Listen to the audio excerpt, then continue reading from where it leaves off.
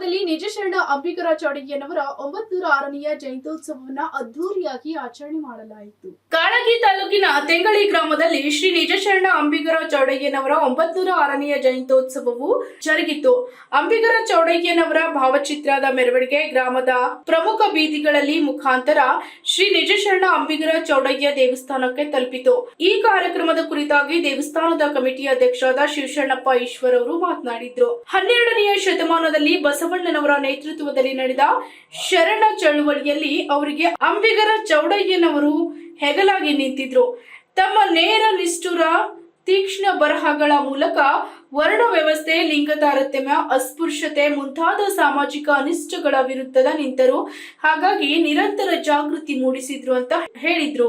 ಈ ಕಾರ್ಯಕ್ರಮದಲ್ಲಿ ಪ್ರಸಾದ ಸೇವೆಯನ್ನ ಮಲ್ಲಿಕಾರ್ಜುನ್ ಕುದ್ರಖಾರ್, ಸಂಗಡಿಗರಿಂದ ಮಲ್ಲಿಕಾರ್ಜುನ್ ತಳ್ವಾರ್, ಸಂತೋಷ್ ಕೇಶಾರ್, ರಾಜ್ಕುಮಾರ್ ಕೋಳಿನ್, ಮುನಿರಾಜ್ ತೊನ್ಸಳ್ಳಿ ನಡೆಸಿಕೊಟ್ರು. ಈ ಸಂದರ್ಭದಲ್ಲಿ ಗ್ರಾಮದ ವಿವಿಧ ಸಮಾಜದ ಮುಖಂಡರು, ಗ್ರಾಮಸ್ಥರು ಉಪಸ್ಥಿತರಿದ್ದರು.